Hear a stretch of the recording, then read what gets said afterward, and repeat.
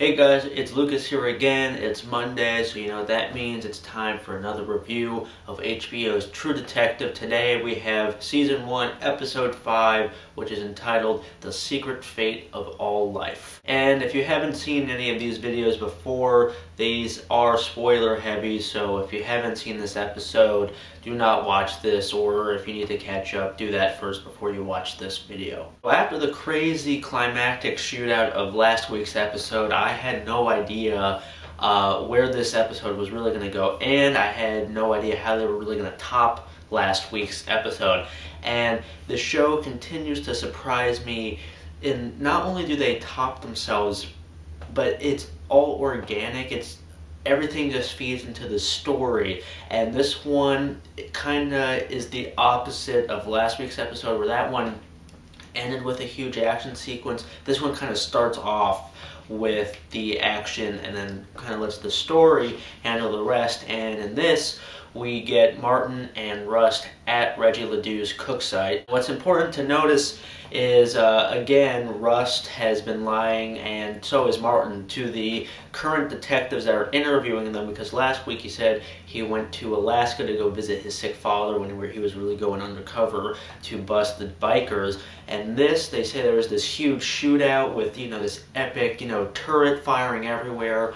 And really what it was very anticlimactic in a way. When we go to the cook site, Rust, or I think Marty finds Ledoux in the house, takes him out, makes him put his hands behind his head, and then he has Rust watch him. Rust, he sees Ledoux's partner, who we see earlier in this episode with him and Ginger in a bar.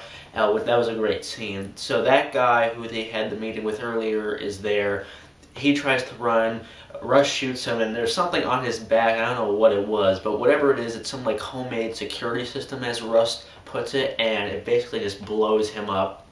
And while Ledoux is out, Marty goes to investigate further into the house, and he opens this little hatch, and you see two people in it, and you don't know really who it is, and you just see Marty coming back looking extremely pissed, just takes his gun and bam, execution style, shoots Ledoux right in the head, just completely blows his brains out. Turns out they were two little kids that I guess Ledoux just had because he's a sadistic bastard. One turns out to be alive, and then the other isn't.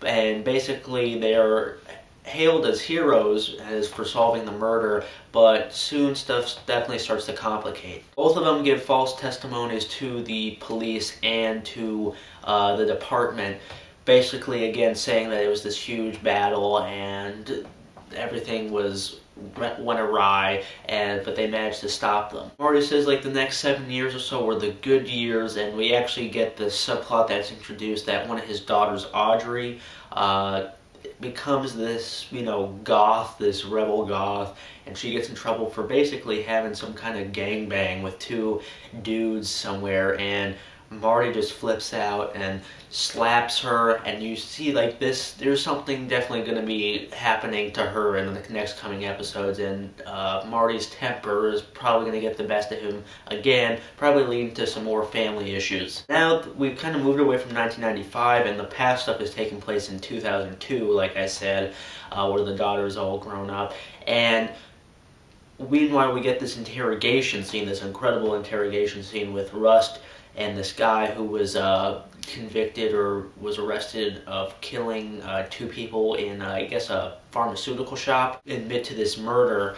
And he says, you know what, I'll make you a deal. I can tell you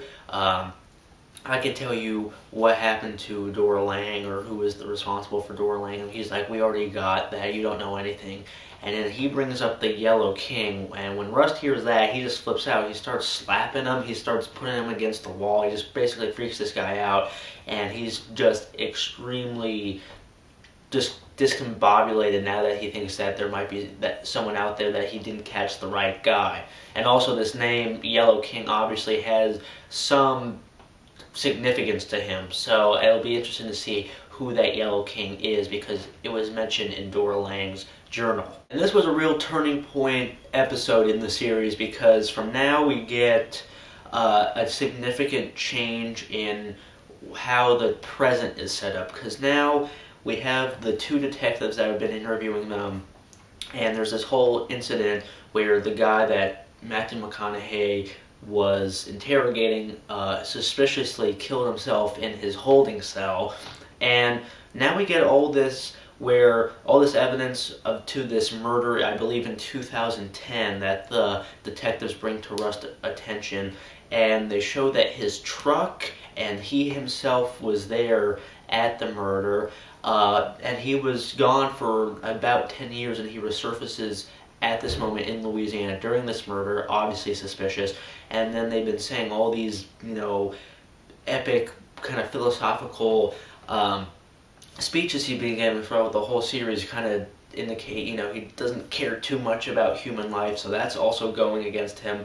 And they bring this to him, and he's like, "Are you serious? This is all you got against me? You're going to accuse me with this evidence?" And they ask him to they want to search his storage unit. He says, "Absolutely no way." He says, "Get a warrant." And now it looks like Rust, after all these ensuing events, is now the prime suspect in this investigation. Something that I think was hinted at throughout the series, but in this, it's really taking a dramatic shift in the tone of the story, because now Rust has officially left the interrogation room, and it's going to be really interesting to see where this goes, because they bring this to Marty, and they make some good points to Marty, saying everything that he did, and brought you after he handled everything himself and told you what to do, and it seemed very controlling. It seemed like he knew exactly what he was doing. I don't personally think that Rust is the murderer. I think the show's too smart to do that, or at least give up that idea this early into the show, but it'll definitely be interesting to see where this goes. So we have technically the Dora Lang part of this story wrapped up, but I think what the show just does so well is keeping you engaged, and the drama in the show doesn't come out of coincidences or false drama. Everything in here is just so perfectly weaved together,